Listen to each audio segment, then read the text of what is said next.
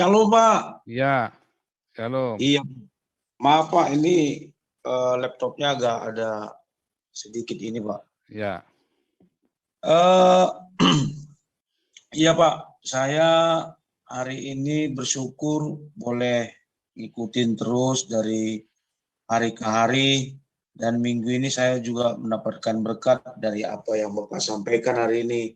Dan saya bisa menyoroti ada beberapa memang Pak, para hamba-hamba Tuhan ini yang sekarang ini memang sudah eh, tidak lagi sesuai dengan apa yang mereka kerjakan, memang tanda kutip ya, apa yang mereka kerjakan itu, karena saya melihat ini kebanyakan hamba-hamba Tuhan sudah kecanduan mujizat, akhirnya eh, hasul apa halusinasi gitu, akhirnya gitu. Jadi kecanduan untuk melakukan sesuatu yang sudah pernah dia lakukan dan itu berhasil. Dan akhirnya timbullah satu kesombongan yang besar apa yang mereka sedang kerjakan itu gitu. Jadi memang ada juga yang memang saya nggak sepakat juga dari yang Pak Pastor Paul juga menyampaikan mengenai tentang hamba-hamba Tuhan ini mungkin sesat. Itu mungkin tanda kutip lah buat saya ya. Walaupun eh, bisa dengan pernyataan Pak Pastor Paul untuk menyampaikan ini adalah sebuah teguran buat mereka. Dan saya kemarin ngikutin ada beberapa ibadahnya Pak Gilbert itu secara online. Dia juga sedang itu tidak langsung dia menegur Pak Paul juga sebenarnya. dia dia menyinggung tentang apa yang uh, apa salah kami untuk uh, menyampaikan sesuatu gitu ya. Ada beberapa kalimat-kalimat yang mungkin dia juga menyatakan sesuatu yang mungkin sebagai hamba Tuhan kurang etis juga dianya. Kalau masih ada sakit hati, teguran seperti itu, dia nggak mau berjalan dengan baik, seperti hidup dengan kesederhanaannya, seperti itu. Mungkin harus seperti itu yang mungkin Pak Paulus selama ini menyampaikan itu ke para hamba-hamba Tuhan. Nah, ini yang saya mau sampaikan adalah memang para hamba-hamba Tuhan ini perlu satu teguran yang harus memang mereka kembali kepada hamba Tuhannya, bukan kembali kepada apa yang mereka sudah lakukan berhasil dan memamerkan ya,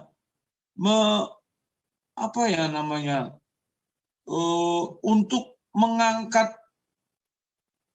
nama mereka gitu. Jadi ini ada satu kesombongan yang mungkin saya melihatnya juga eh, tidak lagi sesuai dengan hamba Tuhan. Ya kalau Pak Pastor Paul bilang tadi itu, mereka adalah kacungnya Tuhan, kita adalah kacungnya Tuhan. Betul. Jadi kalau kita kacungnya Tuhan, Tuhanlah yang ditinggikan. Nah, statement Pak Paul yang terakhir barusan ini, itulah yang tadi mau saya sampaikan, bahwa yang perlu kita hidupi dalam pelayanan dalam Tuhan adalah meninggikan Tuhan, dan nggak usah terlalu apa ya, hamba-hamba Tuhan ini nggak usah nggak usah dipuji-puji, baper nggak usah baper, nggak usah dan nggak usah apa terlalu gimana euforia gitu. juga kitanya. Betul Pak, saya Sendoknya sepakat Pak. diambil aja. Sendoknya Nah, diambil. dan itu saya sangat sangat mau katakan bahwa tujuan kita untuk mengikut Tuhan adalah meninggikan Tuhan Yesus, bukan meninggikan diri kita atau hamba-hamba Tuhan yang lain. Dan memang inilah yang diajarkan harusnya pada jemaat, begitu Pak. Itu aja Pak yang bisa saya sampaikan hari ini Pak. Tuhan berkati Pak.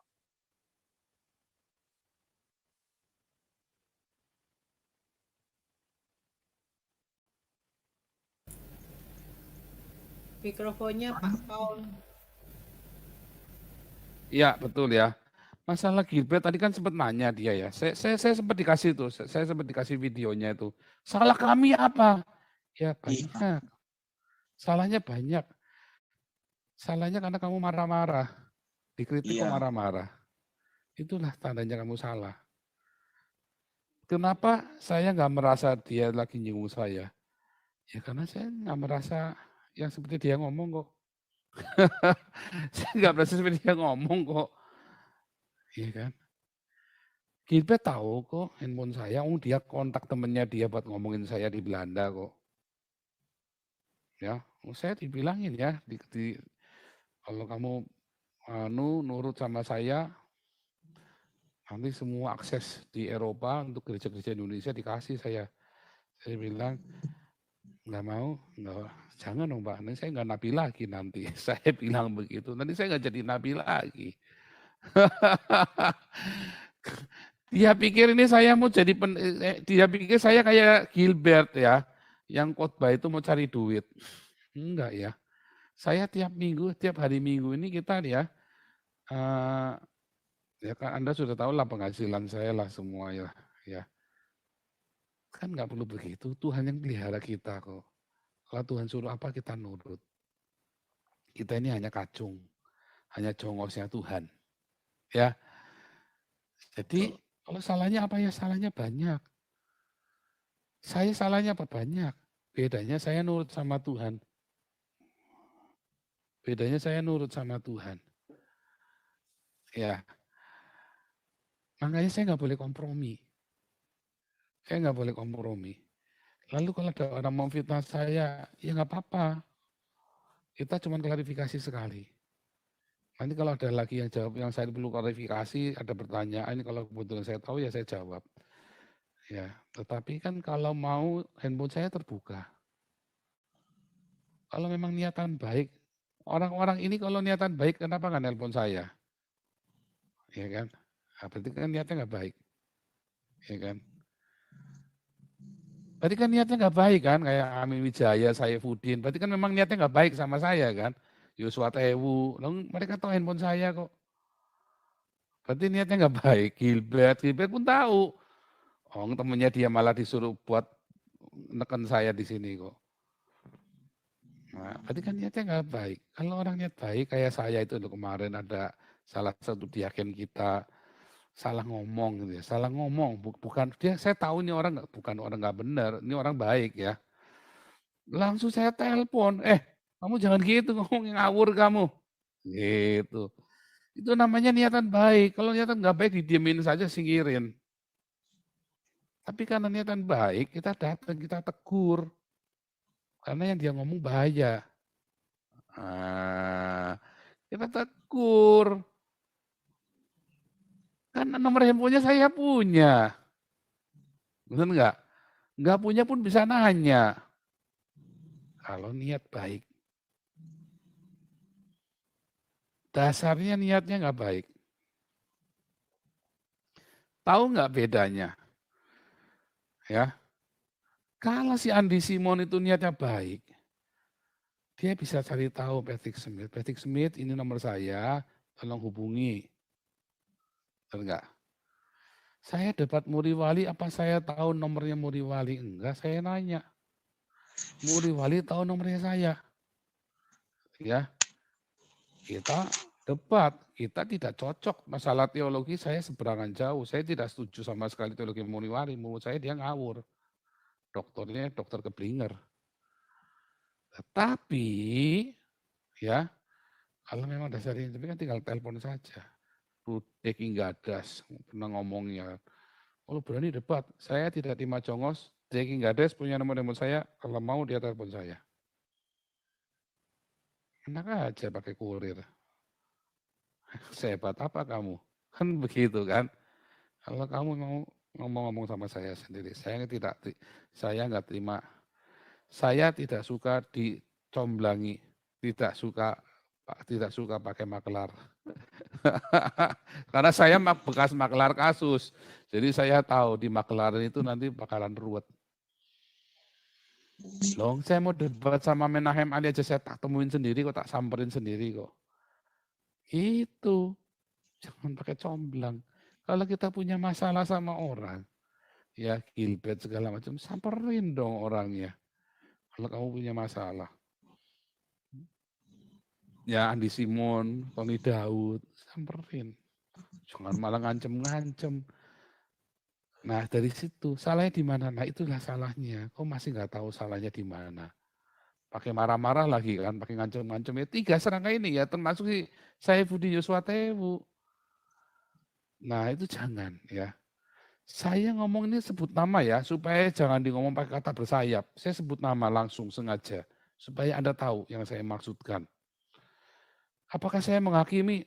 Oh bukan saya menghakimi.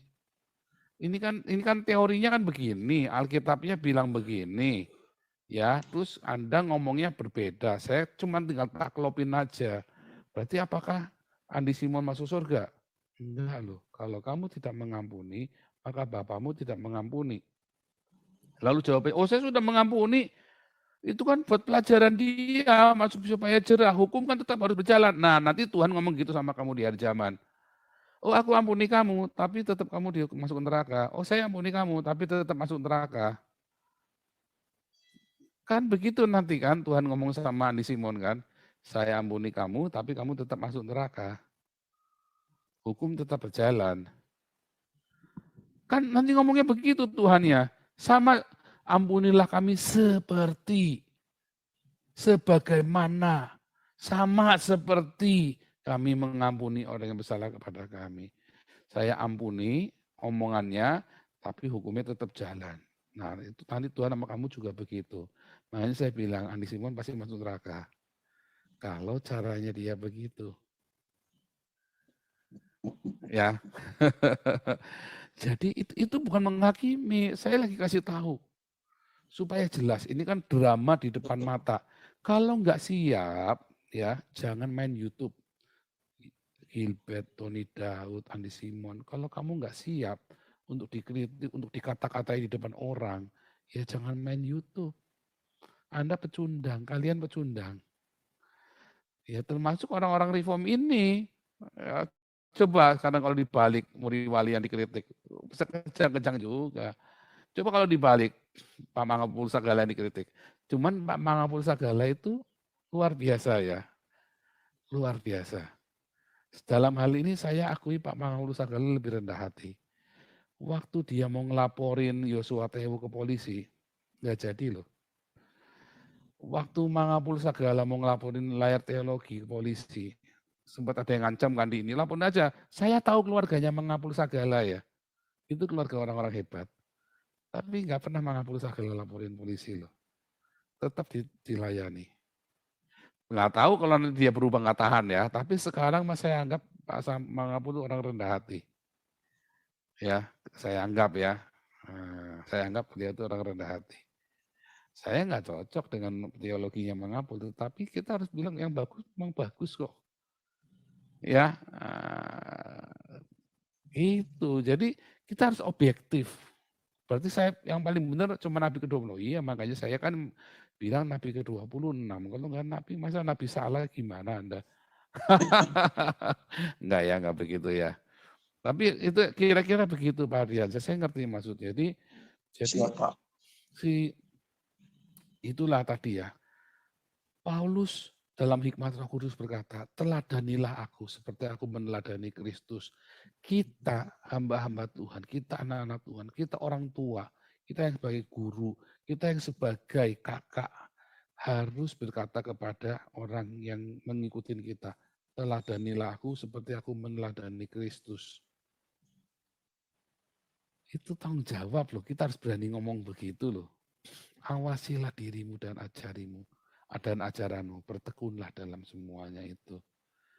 Waduh, kalau seorang nabi menyembuhkan terus masih ketakutan, reputasinya dia hancur. Waduh, entah bagaimana dengan umatnya. Jangan takut ya Andi Simon. Tapi saya kira mereka nabi palsu ya. Gilbert, Andi Simon, Tony Daud ini. Soalnya masa begini kudu diajarin begitu loh. Masa begini kudu diajarin. Ya, Mungkin ya? hamba-hamba juga Pak butuh Injil juga Pak, penjelasan-penjelasan Injil juga Pak. Mungkin Enggak. tidak Itu mereka semua memang, mereka tidak kalau orang tahu. sudah lahir baru itu otomatis. Oh gitu ya Pak ya. Nah, ditambah metanoia. Tetapi sebenarnya dari awal kita sudah tahu begitu dia melakukan pekerjaan besar atau dia menjadi kayak salesman kan, terus dia ada yang ngancam bisnisnya dia. Itu kan bisnis agama kan. Terus diancam-ancam. Kita jadi ingat siapa? Jadi ingat Islam. Jadi ingat siapa? Jadi ingat kekristenan dalam abad ke-8. Berani ngerti gereja diancam, di penjara, di apa. Bayangin kalau Kristen mayoritas, apakah Gilbert tidak akan menjarakan banyak orang di Indonesia yang kritik dia? Saya jamin, banyak orang masuk penjara gara-gara Gilbert. Kalau Kristen nanti jadi mayoritas di Indonesia, apa nggak banyak orang di penjara gara-gara si Andi Simon? Saya yakin banyak yang di penjara gara-gara Andi Simon, gara-gara Tony Daud. Jadi apakah baik kalau Kristen jadi mayoritas? Kalau orang-orangnya Kristennya kayak Gilbert, kayak Tony Daud, kayak Andi Simon, jangan.